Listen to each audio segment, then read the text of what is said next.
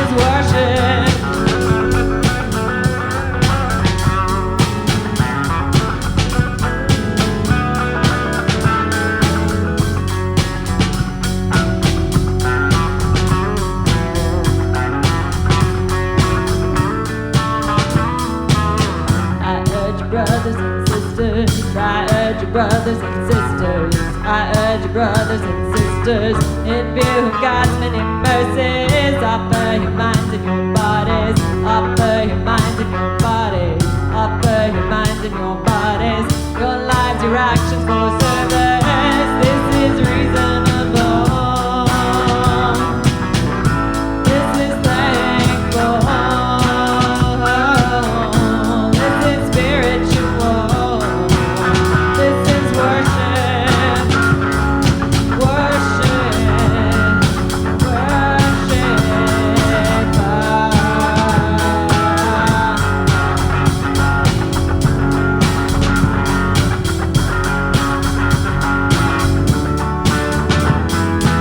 Don't let the culture conform you. Don't let the culture conform you. Don't let the culture conform you. Let God renew and transform you. Just learn of Him and His purpose. Just learn of Him and His purpose. Just learn of Him and His purpose. And everything good and perfect. This is reasonable. This is thankful. This is spiritual. This is worship.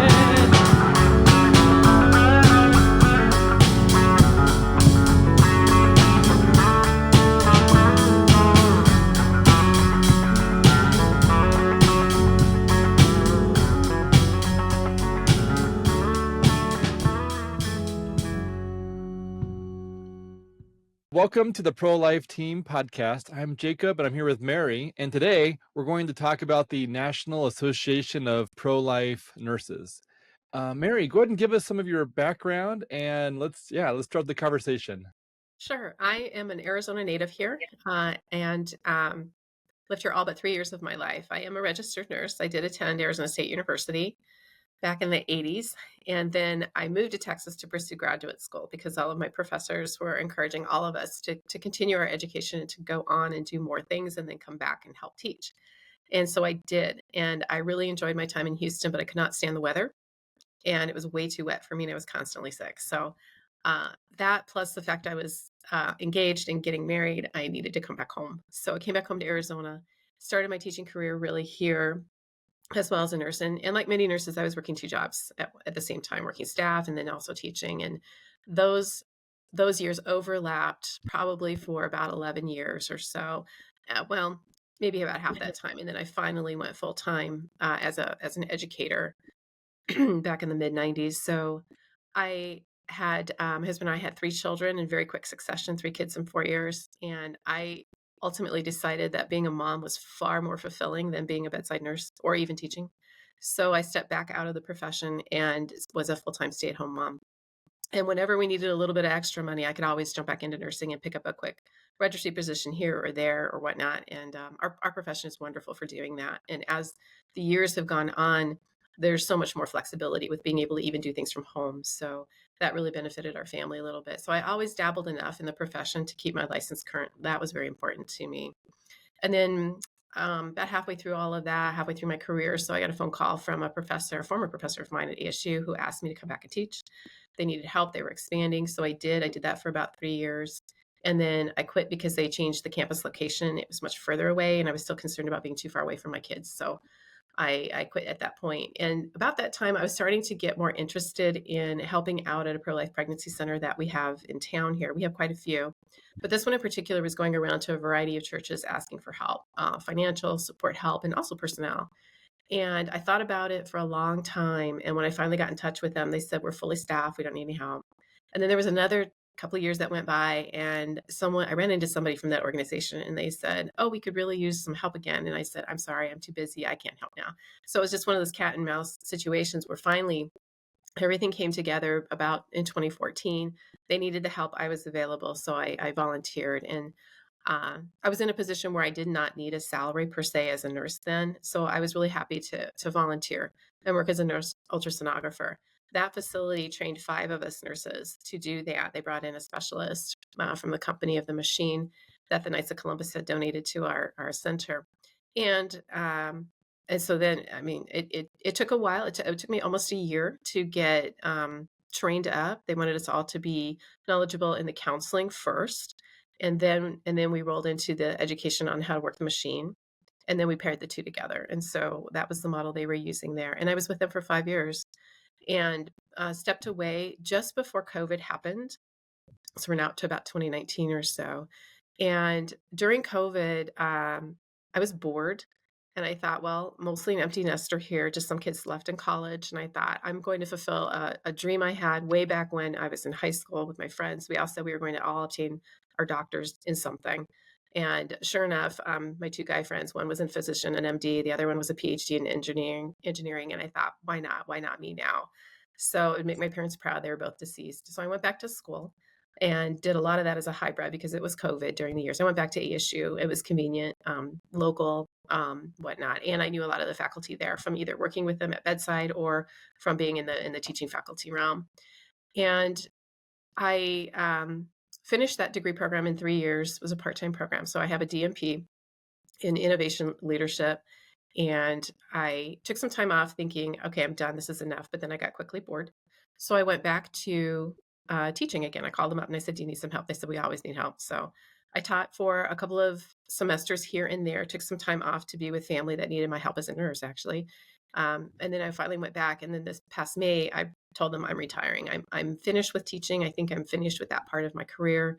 And over my time there, made some really good, solid friendships there. But I could really see how, as a body of nursing, we were very, very different nowadays than we were back when I graduated nursing school. So that's kind of my career in a nutshell, I think. And then along since 2012, my husband and I have been certified natural family planning instructors. That was something we did together, and still I very much enjoy doing that. And I found that everything that I learned becoming an instructor and teaching couples, individuals in classes, it just dovetails nicely with the pro-life message. And I was always able to interweave all of that information in with that and really educate people on what's going on. Awesome. So, and when did you connect with the pro life association of the Association of Pro Life Nurses? And can you tell us about maybe how that organization got started and where it is today? Sure. So we like to, in our vernacular, we call it NAPN. So it's just easier to say the National Association of Pro-Life Nurses. So we say NAPN. Uh, NAPN was started in 1973 as a response to the Roe v. Wade law back in the day. Nurses back then felt they needed to have a repository of like-minded colleagues and those that had connections in the legal world to help in case a nurse was faced with a conscientious objection and needed legal defense funding, or was threatened with losing her job, or any of that kind of situation or scenarios. So they came together and they initiated the organization, and it's been going ever since. That's its primary mission, is to support nurses who are working in pro-life um, areas, as well as who are working in general areas but have pro-life views and feel themselves feeling burdened or persecuted for any reason. And I'm happy to say that over the past, nearly 40, 50 years, there hasn't been that many instances where the organization has had to reach out to lawyers that we have to help. It's Most of us nurses have the autonomy aspect of our career where we can refuse treatment to a patient as long as there's someone else qualified that can handle that same caseload or individual patient.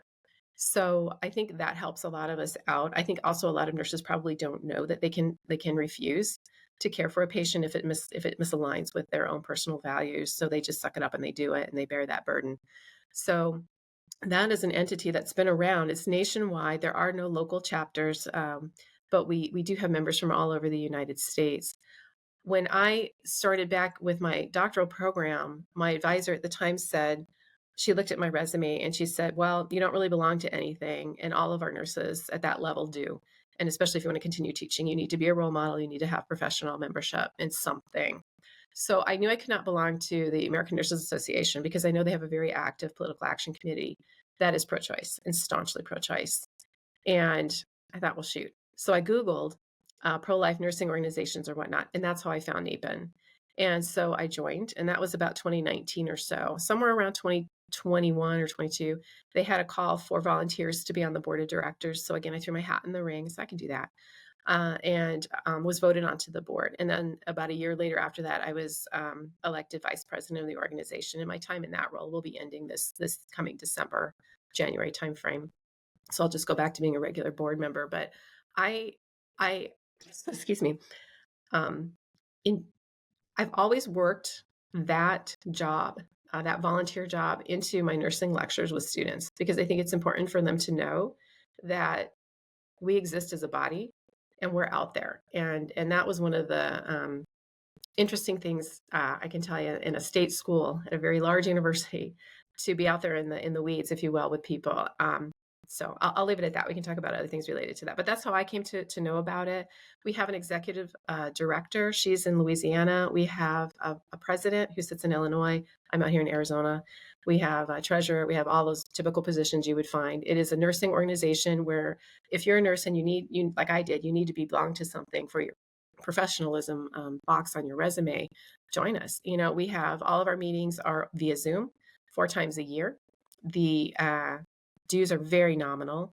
And we also offer $1,000 scholarship for nursing students annually to help them with their nursing school education fees. Awesome. Yeah, I think I heard from either you or someone else that the $30 per year has been there for a very long time, and That's true. it's a very nominal, very small, almost nothing amount of cost to join. Right. Um, so can you define, how would you define a pro-life nurse? How would you define, taking that pro-life stance, and where does that actually show up? Sure. You know, at our organization, We believe in life begins at conception, and we believe in caring for individuals until natural death.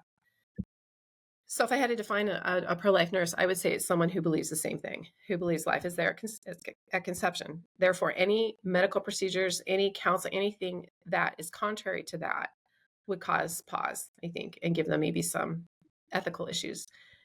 And on the far end spectrum, I myself spent quite a bit of time working in critical care and with adults in the cardiac units. And I saw this a couple times where someone is on the verge of passing away. And what kind of care do we give those people? How far do we go? How far is comfort care? Knowing you could give them morphine a little bit, knowing that the physician has ordered enough morphine to knock them out for good, you could do that. You have that wide range. What do you do there? So the pro-life nurse is going to say, I'm just going to keep you comfortable, and I'll keep you comfortable, but I'm not going to end your life. You still have value. You're providing me a job, for me to take care of you and to comfort your family and maybe get those last goodbyes in, and help them see that death is just an instant. You blink, you're alive, you're dead. I've seen it many, many times, and it's what you do in all the moments in between that really makes or breaks it for families, and what you can say, or sometimes it's just being there in the room. So a pro-life nurse would be that person that understands that fundamentally. And I would say in my profession, I know so many nurses, they all know life begins at conception, but they've bought into all the narratives that make it easy for them to ignore that, because they feel like that's the majority viewpoint. I would say generationally, people such as myself, nurses in my age group that were educated before the year 2000 are probably skewing more pro-life and not afraid to say something. Since 2000, I would say, they're only going to parrot back what they've been told and what they've heard their whole lives, which is pro-choice is the way to go. Abortion is a healthcare right, which it is not. We don't say that, and you know what? If you are no longer a productive member of society, not just aging out, but if you're in a permanent vegetative state, if you have some kind of a chromosomal abnormality, you have no worth, and therefore you're not worth. Your life is not worth anything. So it's someone who understands all of that. And I forgot the second part of your question. Well, I think mostly it was just about what it takes to be a pro-life nurse, Mhm. and you just sort of like where that shows up in service and posture. And I think you did a good job of explaining how it's based on values and Mhm. believing, and then having those values impact service. Yeah, and I'll tell you, when I was faculty, I one of the classes I consistently taught was professional attributes of nursing to the first semester nursing students, and there's a whole PowerPoint on professionalism, and I bring in all my little pins and things that I have for all the different organizations I belong to. First one I always talk about: here's the National Association of Pro-Life Nurses. This is who I am. This is what I am. This is what we do. Next. And sometimes students will write me up at the end of the year on the evaluations. Oh my gosh, she's spreading controversy in the classroom. But it's my little way of showing we're out there, and you can't shut us down. So, how many members do you have, and what would happen if that membership increased dramatically into the future? Like, what kind of impact would it have for more pro-life nurses to associate with this group of pro-life nurses? That would be great. I believe right now we have around 350 members nationwide, and that's a mix of professional registered nurses as well as students. Students can join our organization for free. So if we could expand membership, we certainly would have a bigger footprint. Right now, we during the last election cycle, we did have a fair amount of requests for commentary related on a lot of things happening with Roe v. Wade being overturned, and the election, and all the different patchwork now of laws that we have in different states. So if we had more members, we could probably help answer some of those requests in a more local area. I've been interviewed by people out of Washington, D.C., and I'm trying to speak about what's going on here in Arizona. It's like, I'm here. They're asking me about things going on in Idaho. Well, we have that information. It just would be helpful if we had people actually there on the ground who could speak to it more directly. So networking would be huge. We do have a really interesting board and members from all over, not all walks of nursing, and some of them also have really other interesting affiliations too. In addition, we had one board member for a while she was a feminist for life, which was like, wow, that was really neat. A lot of us do know members of Congress. at the local level in our states and have worked in the past. We have a member, a board member who I like to think of her as an emeritus member because she's just so well prolifically written over her entire life. She has her own blog. Her name is Nancy Velko. She has worked with Congress to, at her local level, establish laws related to dignity of life and pro-life. She focuses mostly on end of life issues and whatnot. So more people, we could get more local area movement moving in that direction and help really clarify for the public. I think that's one thing we don't have right now is a big bullhorn to be the voice of reason in the narrative, in the public narrative about, hey, you know what, life does begin at conception and natural death should be when we all pass away. And we're just so small right now. And while we are on social media, we just don't have a platform for that. Nor are we, or we've always been told we need to be careful with that because we're a nonprofit. So there's only so far we can go with what we can say. So more members in local areas would be a nice decentralized way of letting other nurses know that there's a place where they can go with like-minded people. It seems to me like it'd be really handy to have a group of, like-minded, value-sharing members to share a difficult situation in order to get feedback and advice. Does that ever take place with your group when it comes to like cases that are difficult to navigate or they're complex with multiple layers? Is there an opportunity to get help, for someone who might join as a member for them to be able to get advice? Sure, they could certainly do that. We are ready to accommodate that with our board and with the network that we have on the inside for individuals. And like I said, it's been a long time since someone's actually needed that, but we certainly can put them in touch with people across the United States. Awesome. So what are the benefits or what's it look like to be a member of this National Association of Pro-Life Nurses? Sure. So our top leadership, our executive director is Marie Ashby, and our president is Dorothy Kane. They travel nationally and go to a variety of different nursing conferences. A lot of them have to do with the pro-life movement. Like CareNet is a big one they go to all the time. Pardon me. They also attend some women in healthcare conferences as well for nursing. Pretty much anywhere they can get to that's convenient and has a nationwide focus to recruit new members. A lot of us are active in our local states marches for life that are held throughout the year. So a member would benefit from getting the opportunity to participate in member meetings 4 times a year with a guest speaker, and sometimes we're able to offer CEUs. So if you live in a state that requires that for your licensure, we do offer those for free. We don't always have the ability to get those though, but we do our best to do that. And then we have a member portal on our website where if you can't be present for a meeting and the guest speaker was there, we record them. And so then we post those so you can go back and watch at a later date and be up to date on a variety of topics related to the pro-life world and nursing care. You will get a newsletter 4 times a year. It's seasonal, so it's like we're getting ready for our fall one, and then we'll have spring and summer and fall again. Winter, we have a winter one too.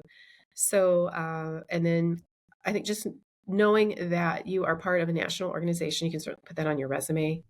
We have board members that come and go that cycle on and off every couple of years. So if you want to earn any kind of credit towards leadership, maybe you are considering going back to school for an advanced degree. This is a pretty low stress, low I don't know, low stress, I guess is the best thing, environment to get your feet wet doing something like that. Interesting. Yeah. So when it comes to, the ideal person who, would benefit from this group, would it be someone who is, in nursing school or just barely out of nursing school? What would that look like? Sure, I think either way, the students that we actually have one student that is active on our board, and he runs our social media. So he's certainly getting all of that benefit on his resumes. And I know he's applying to graduate school, so that will look very good for him. So if even if you're not that involved, but you still, you get to that employer who says, what are you doing professionally to keep their profession going? This is, like I said, it's a very easy organization to belong to fulfill that requirement for people. And then just also knowing that you're here for support. Many times in the chats during our guest speaker presentations, we'll have people put in there, I never knew this before, or this is great. How can I get this where I'm at? So it's a huge repository of information sharing. and spreading different types of advocacy across the United States. So you can be as active as you want to be in the organization or not. I see no downside to not being a member. And even if you are on the, maybe you're pro-life, but you've heard all that other noise coming from the other side your whole life, come and talk and learn that, and realize that there are those of us out there that maybe have more years under our belt. We've lived through all ups and downs of all different kinds of laws passing and not passing and everything. So you might feel comfort in being surrounded by other women and men who've been in the boat, and have paddled hard, and can offer some advice there too. That makes sense. So let's imagine like there's a scenario where if that patient had a pro-life nurse Mhm. compared to one who was not pro-life, what would be the impact? Like what's the example of a scenario, and then what impact would having a pro-life nurse have compared to one who would not be pro-life? I think it would come down to how the nurse would treat the family or the patient. It would be what the communication is there. Ethically, as nurses, we all treat everybody the same. It does not matter. It does not matter the color of your skin, what your political beliefs are, what you think you are. It does not matter. We are all beholden to caring for the individual in front of us and doing our level best to do what we can do to help you recover or help you pass peacefully. So if I were caring for a patient that was near end of life, let's say, that's my field. I knew that, and I knew all the orders, and I knew what was going on. I would be seeking out to get not counseling, but a chaplain nearby. I would ask if the patient and patient would want that. If And I would expect that of our hospice nurses as well. I know they have a whole I don't want to say method. They have a whole entourage of what they can offer people, but you can have death and dying in hospice, at home, and in a hospital setting. So in all three areas, it's the pro-life nurse is going to be the one there recognizing I need to help this person, and more importantly, I need to help the family that'll be left behind cope. And what can we do to help with that? And so many people just don't hear when they're in such a crisis situation. So we know that as nurses, and so we need to be prepared to have maybe written materials of references and resources, and know where that is on your unit, or where you can go and get a hotline number and say, give us a call, or we'll be checking back on you. If you're pro-choice, it would be another day at the office for you. Okay, there's one. They're going to die. They're going to die soon. How soon can we get the bed ready? Who's coming in? I could just see that their attitude would be nonplussed. I would think the patient's family would have to be very proactive in asking for a chaplain, rather than having that be at the forefront of somebody who's pro-life. And most hospitals, most places do accommodate all faiths. But that's not in their house. That's just not in their wheelhouse. I was working with a couple of summers ago when I was teaching with a graduate student, and she was preparing to become a nurse practitioner with a focus on family and maternal health. And I said, hey, look, where I work, you can spend up to an hour with a patient and really talk to them and get to know them and know their family and really care for them that way. And she got all excited about everything, and really liked that, because where she was currently doing her work was at a federally qualified healthcare center where she only had 15 or 10 minutes per client. And she just wasn't getting any satisfaction out of it. And I said, oh, come see what I do. And then I said to her, just so you know, this pregnancy center, though, it's pro-life, and you'll need to sign a declaration stating that you agree with everything that they do there. And she just looked at me flatly and she said, I could never do that. And I'm like, well, all right. Good luck with your career, and your unfulfilling situation you're in right now, because it's totally different when you have a life-facing mindset versus you're just a number. You're just my job for the day. Yeah, it seems like, yeah, in order to work at a pregnancy clinic that is going to either probably be Catholic or evangelical or both, there's going to be a statement of faith that has to be signed. For your group of pro-life nurses, would you say that a high 90% are either Catholic or evangelical and followers of Jesus, or where would that fall perhaps? Sure. Um, we actually had a Jewish member as well. So yes, I would say everybody believes in God and has a Christian background of some sort.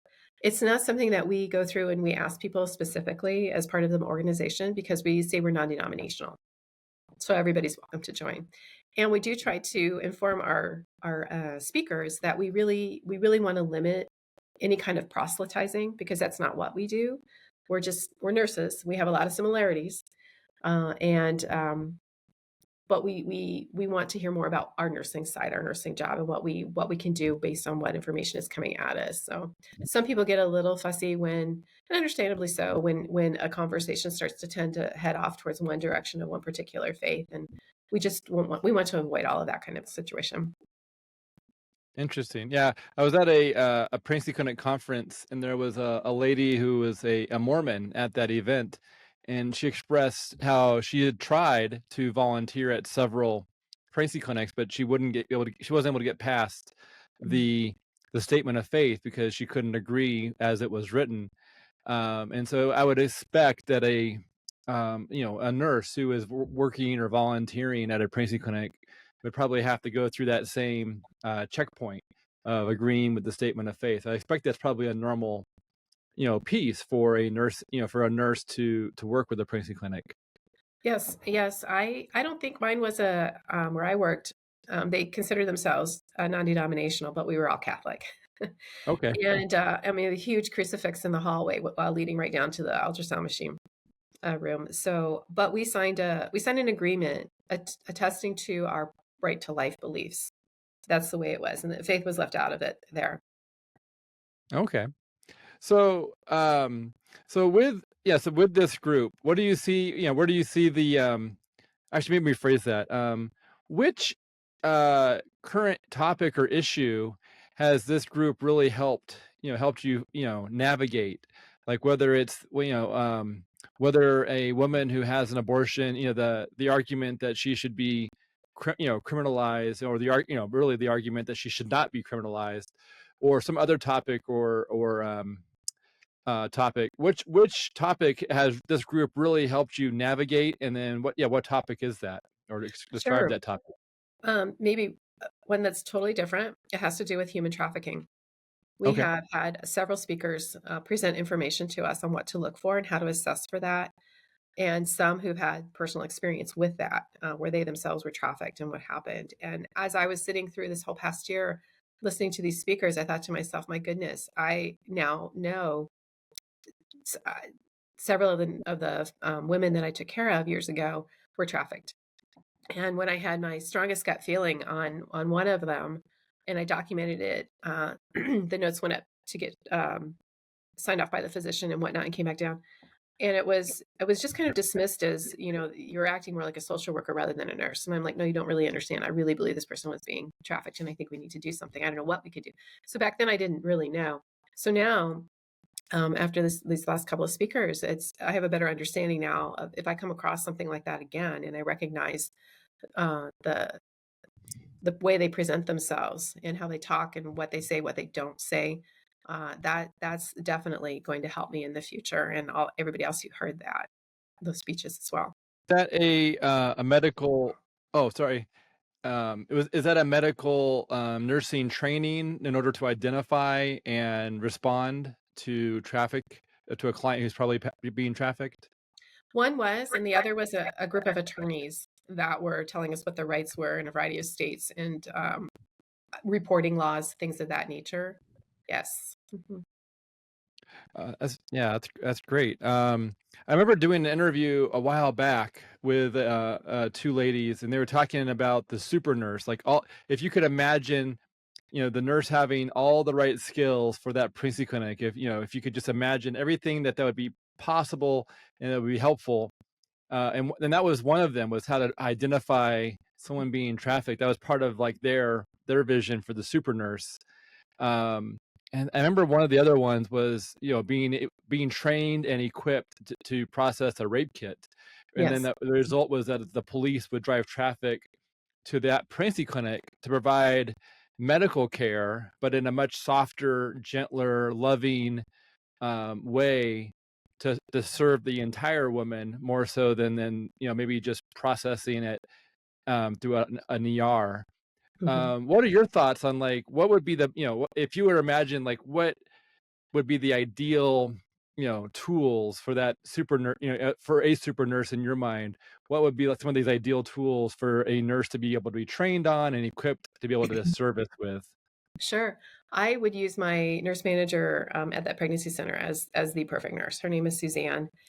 She just was amazing, or is amazing. She's retired now. She came into the pro-life world through becoming, she was always a labor and delivery nurse, but her passion became grief and loss counseling related to moms who delivered stillborns or miscarried or whatnot. And she just went all in on all the certifications she could possibly get for that. So she brought all of that knowledge to the center, and she took a look around and she said, we have nothing to offer these women that come in that are so confused and so upset and just lost with their own world problems, that just to say this pregnancy isn't viable, I'm sorry, here's your miscarriage kit, we'll check on you in a week, was not enough. And so she has an incredible gift of communication and empathy. I would say a super nurse has to be empathetic for sure. And also Suzanne was incredibly creative, and she knew that kind of experience, either be it abortion loss or be it a pregnancy loss, it stays with a woman for the rest of her life. And there are things a woman can do to help unburden herself when her mind starts going. And it might not be right away following the loss. It might be 10 years later. There might be something that triggers something that she'll have a flashback and think, oh, if I'd had that child, it would be this age, it would be doing this or whatnot. So Suzanne had all that insight, and she would create kits for these women. And we would liberally give them out whenever we had, because about a quarter of pregnancies do end in miscarriage. And a lot of times, even if not for those, women will come in and now they're pregnant, they want to parent, or maybe they're on the fence, but they've had a history of abortion. We would discern that from them giving us their health history. We would then offer them as well this little kit that she had put together of a journal to write down what you're thinking and what you're feeling, and where you're at, and then a little baby foot pin, and some other little baby items and things to help kind of close that chapter in their book. And so she was just wonderful in that regard. She was also very, very smart. When I met her, she had at least 40 years experience in OBGYN care. So she knew everything, and she had a great working relationship with our medical director. So super nurse has to be empathetic. She has to be very smart and at least well experienced and had kind of been there, seen that, done that. And because I do think we've had some new grads work with us at our center, and they do struggle because it's not that they don't know the nursing care. They just haven't lived through life yet. Many of them not married, or never had a child yet. They don't know what it's like to lose a child, whereas the rest of us that have been I think the nurses that are more successful are those that have that underneath their belt. They've lived through life. They've been married. Maybe their heart's been broken. Maybe it's been healed, children coming and going, all that kind of stuff. That just helps us relate more to these women that are coming to us. Even the teenagers, having raised teenagers, it's hard to counsel a teenager when you're 20, I think, or 21. I saw that. But so super nurse has to embody all those qualities, I think. And I was just very fortunate to really have Suzanne as a mentor. And it was very hard for her to leave. She was one of those people that wanted to retire, but she just kind of strung it out over 5 years, Wow. So this podcast is primarily for pregnancy clinic executive directors and leadership. So I'd like to explore or ask you a question about how a pregnancy clinic might benefit from trying to have either their nurse, join as a member, or how might a pregnancy clinic executive director benefit from, asking your group for pro-life, when they're trying to find a pro-life nurse to hire. Like, what connection is there between a pregnancy clinic and your group of pro-life nurses? Sure. We have a job board on our website. So if you have a job, you can post it there. If you're looking for a job, you can go there and take a look and see. So that's a huge plus right there. I would say it's as people become more savvy with their own healthcare, they know to start looking for verified stuff. So in our world of nursing, we recognize professional membership in any kind of organization as a step above the basic level. That means you care. and you're investing in getting more information regarding whatever area you're working in. So that's always a plus. So if you're a pregnancy center director, I would encourage you to have all of your nurses join the organization. It just looks good. Whether or not they do anything with it, that's up to them. But I think they'll find it very edifying and sometimes kind of fun, just to pop in and hear one of our meetings. It's only 4 times a year, and to read our newsletters as well. So for leadership, it's always good to have your individuals trained the best. And that's another thing too. Listening to our guest speakers, they might learn something that would be very helpful for your area or for your center, or they might learn something and be able to say, "Hey, we tried that and it didn't work." We could benefit from that information as well. It's a two-way street there. And again, back to the nurse joining, it just again, it's a solidified front if all of you are on the same page and all of you belong to the same organization. It just looks really, really good to the public who want to know that they can trust you. Um, you know, um, a while ago, like years and years ago, there used to be an organization that would give out a certificate that you could put in your office window saying we've been certified as pro-life or something like that. I don't think that exists anymore, but when you're looking and you're vulnerable, you want to know that you're going someplace you can trust. And if you see a check mark, or you just know, and somewhere on the website, somewhere on certified, or members, professional membership, whatever, it might give you a little more peace of mind and confidence in where you're going. Yeah, that's good. Um, so from your journey, your personal pro-life journey, where have you seen God answer prayers, or God's fingerprints? Where have you seen? What's a story that comes to mind that you can share Sure. about where you've seen God? Um, I think when I thought about that before I saw that prompt, I wrote two very different stories.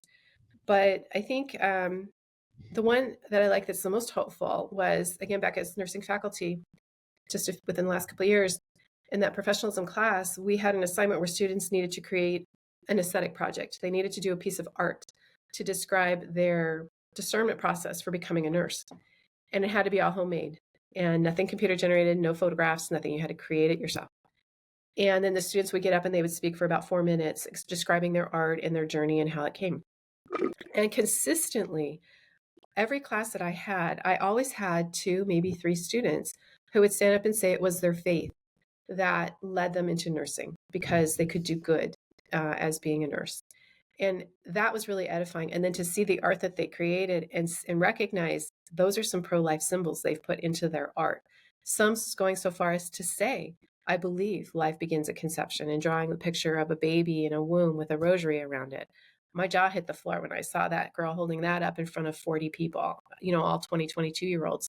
Like this is amazing. And it just gives me chills to know that there's still a handful of those students out there, going back a couple years. So they're out there. I've always heard it said that this generation is the most pro-life generation. And it is consistent. It seems like the ones that are willing to do that are unabashedly willing to testify to the fact that they are of a faith, without proselytizing, and that's that I just see God working in that. That's just amazing, So I'm really, really edified by that. On the flip side, working as an ultrasonographer, I felt, and I talked with other individuals where I worked and other nurses too, there's a spiritual battle almost that goes on. And because you're doing good and want to do good, evil wants to disrupt that. And there were several times on my way into work, my car would have problems and it would be very difficult for me to get there. And then I'd finally get there. And then it was, well, we had to reschedule your scans because you were late, or, something. It's like, oh man, what is happening here? So that would happen. Or I'd get stuck there because people, before COVID, we had a walk-in policy. You literally could just walk in the door. Since COVID, you have to make an appointment. But back in the walk-in days, people would come in, and those that would always get put to the front of the line were those that said they were considering abortion. So we would drop everything and we would move people around, and we would scan those women right away after they had a little bit of counseling, just to see how far along they are and that the pregnancy is viable and whatnot. Well, sometimes those days got to be so long, I would miss family events at home. It was, like my son's last track meet as a senior, and I missed him placing third. I'm like, oh my gosh, but I'm over here doing this for life. This child's probably going to live, but I didn't get to see that, so there's a lot of that goes on. Sometimes in the center, the counselors would get together. We had a chapel upstairs in our second, it's a 2-story building. So we had a chapel up there. Counselors would go up and they would pray because someone would come in and they would get the intake information and had a 30-minute interview with them in counseling, and they would uncover a whole lot of stuff going on, a lot of it evil. And so then they would go pray for a few minutes just to take a break. And sometimes we get drawn into that because they were going to need to be scanned and we needed to know what was going on. And so to see that kind of intense situation, then all of a sudden the mom's hearts melt, or they're open up to, oh my gosh, it is a baby, it is alive, there's a heartbeat, I'm carrying a child. That is a wonderful arc to be a part of. But it's tense throughout all of that. And, it's one of those things where you just pray a little bit before every scan and saying, Holy Spirit, please help me say what I need to say, because we're not in the role of persuading them one way or another. We always, as nurses, we always approached our part of the job as, I'm just going to give you the facts. Well, let's get you some answers, is what I like to say. We'll answer for you how far along you really are, if it's viable, if there's a heartbeat.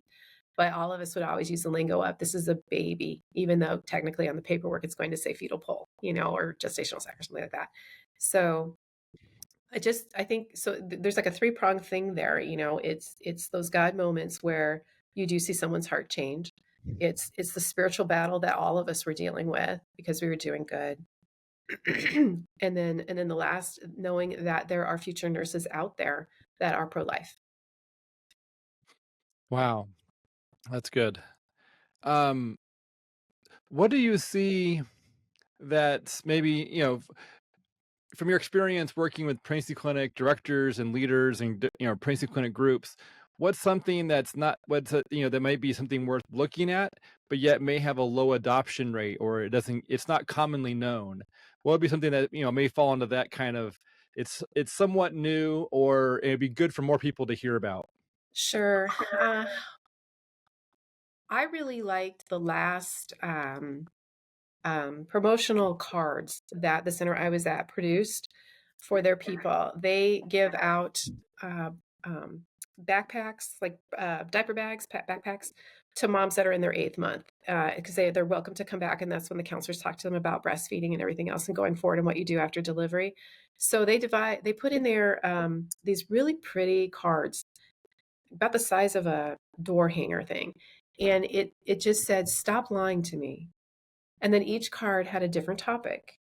Stop lying to me about birth control. Stop lying to me about premarital sex. Stop lying to me about, abortion was another big one. And it just maybe 2 paragraphs of just stuff. And it was very pretty, shiny. It very eye catching. I really like that campaign that they did.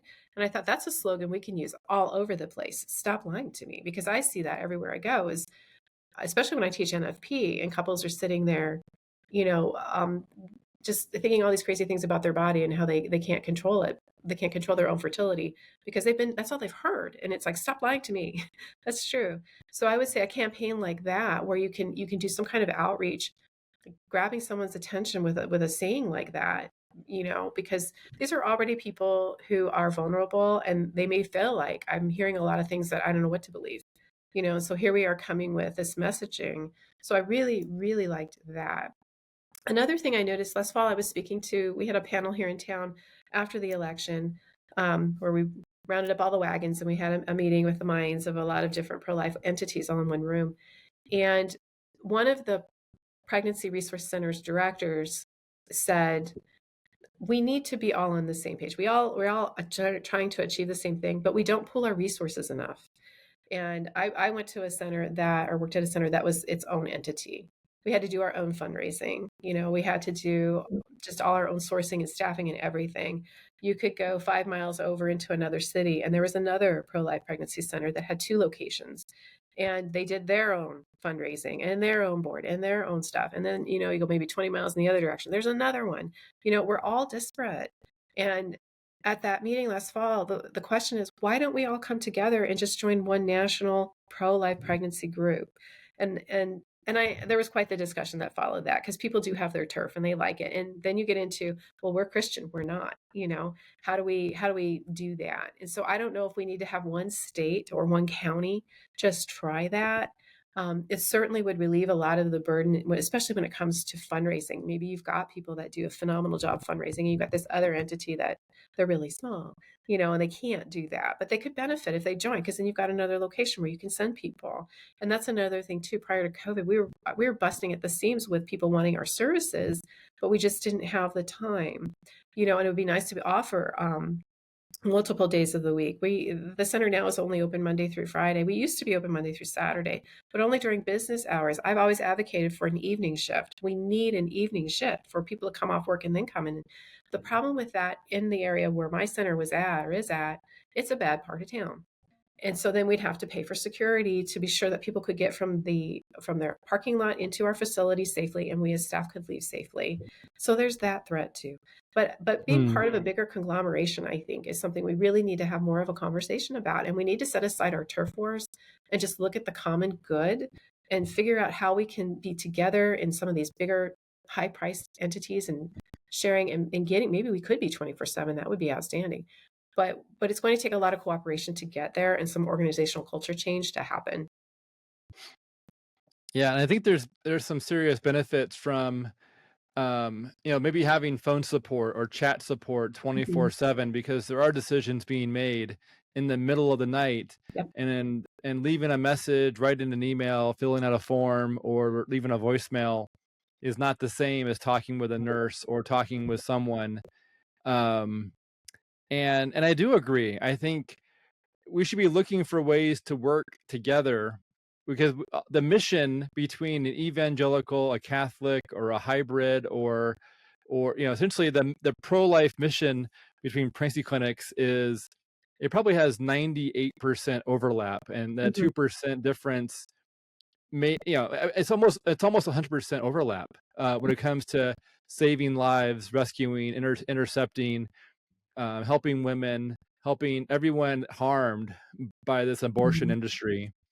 Anyways, all to say is I think that's a brilliant idea, is that we do need to look for ways to work together and to set aside, you know, protecting donors, protecting turf. Yeah, I mean, I know that that's a natural leaning, but it doesn't necessarily, I guess the question would be is, where is God calling us as as individuals and groups? good point. Well, Mary, I really appreciate you being on here, and I'm excited for people to hear about your group. I've got one more question. I'm not sure how helpful this will be, but maybe it'll be helpful. Actually, I'll start with a small story. So I was talking with an executive director, and and I'm going to have her on this podcast probably in a month or two. But she was sharing how they had junior board members, and the idea was that they would have like high school students join their board that were not voting. They weren't allowed to have a vote, but they Mhm. were allowed to attend the meetings and participate, and then get involved in some way. I'm just wondering, what's the youngest board member your group has had? It sounds like you currently have one student, but what's the youngest you think you've had from your memory, at least? Well, my memory only goes back to 2019 because that's when I joined. So, but based on historical commentary from everybody there, I would have to say it's our current student, which is a Okay, relatively new phenomenon because of tech and all the need to have that knowledge base there. So, and knowing that he's in his final year, I'm going to guess I don't know his age exactly, but I would say early 20s so would be the maybe like is he going for his Bachelor of Science or what? yeah. Okay, so maybe he started as a sophomore or junior then, Into maybe. nursing school, you mean? Well, I guess I don't. Yeah, I'm not sure exactly what I'm asking. So as a 4-year nursing program, the BSN, you have 2 years of your general studies and then 2 years of nursing school. Okay, So nursing when students get into nursing school, they're usually juniors. okay. If they've So he changed their probably major, started with your group as a junior, it sounds like. yeah, yeah, I was with juniors and Okay. seniors, so they were, and some of them took a variety of paths to get there. So they might be a couple years older, but if I had to bet, I'd say early 20s. Okay. So I guess what I would just say is, I would encourage those who are listening to, and to invite, your younger, in nursing school, supporters or team members to look at this association. It's $30 a year, which by my standard, I think that's almost free. I mean, that's Yeah, and the participation. benefit is that you get to work with like-minded, value-based medical professionals, which sounds amazing. That is true. Well, so Mary, thank you so much for being on here. And would you close out this this podcast with a prayer, and with the expectation that those who are listening will join in and participate when they hear this down the road? Okay, well, by obligation, I need to do a Hail Mary. So, Sure. as my Okay. namesake. So, thank you. So, Father, Son, Holy Spirit, amen. Hail Mary, full of grace, the Lord is with you. Blessed are you among women, and blessed is the fruit of thy womb, Jesus. Holy Mary, Mother of God, pray for us sinners now and at the hour of our death. Amen.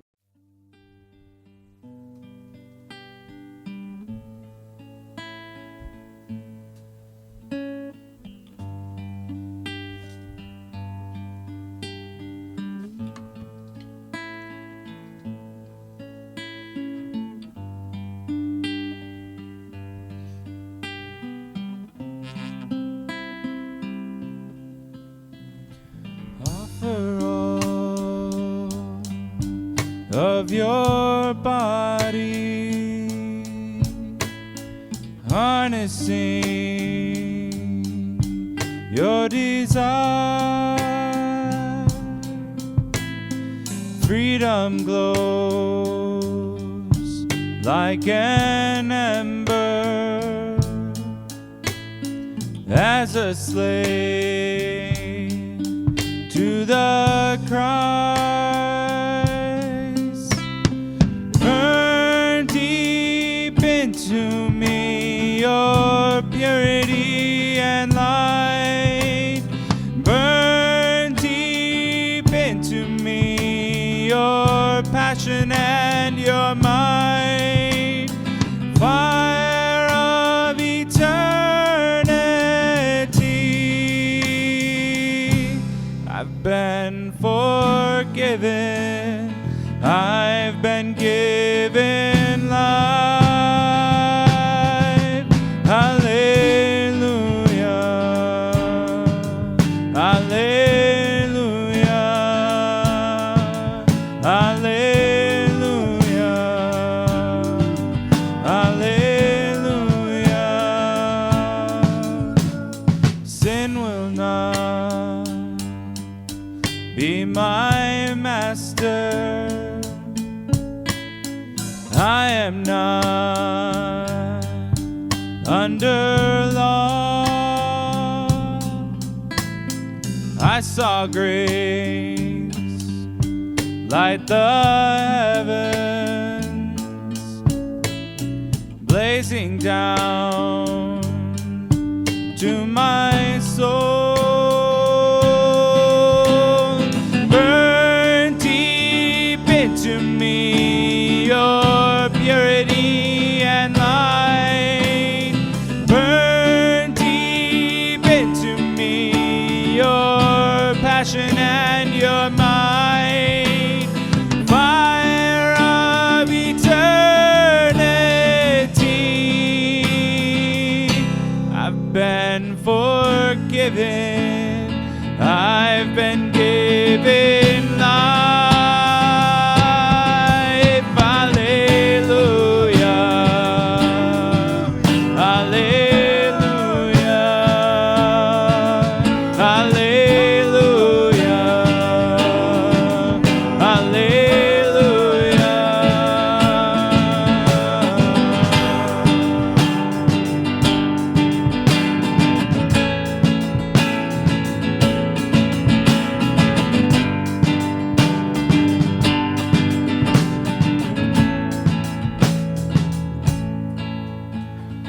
Offer all of your body,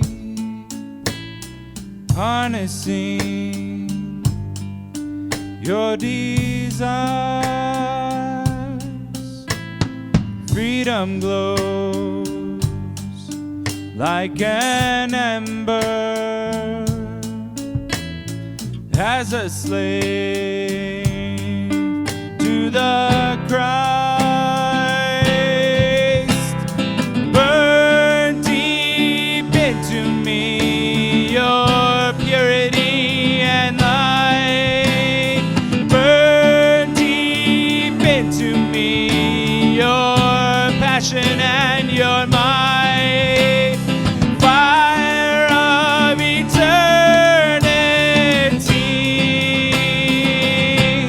I've been forgiven. I've been given